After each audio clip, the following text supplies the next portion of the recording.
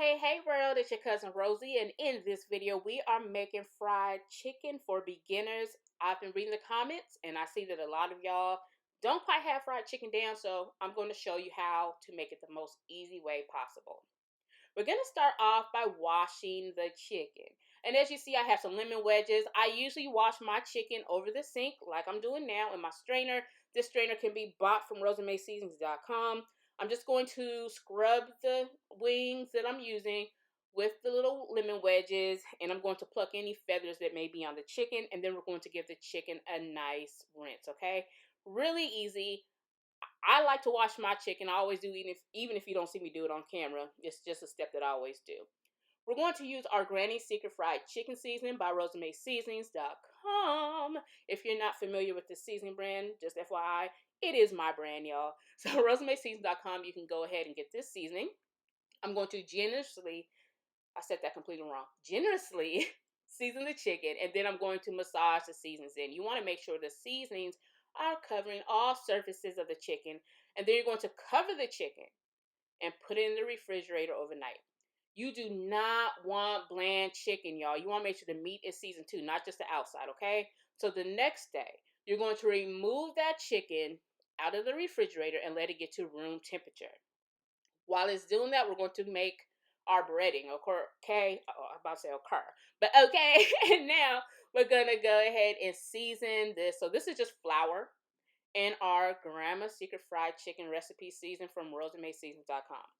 2 ingredients. That's all you need, okay? Now you can use a spoon, whatever. I'm gonna use my sausages to mix everything around until it's well incorporated, and then I'm going to grab my wings and start dunking them in. Now, as y'all seen at the beginning, and as I mentioned, I'm using wings.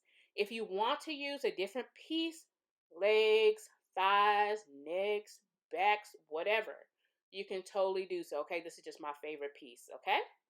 So while I'm breading the chicken, FYI, I'm using all-purpose, or actually I'm using self-rising flour, but you can use all-purpose flour, okay?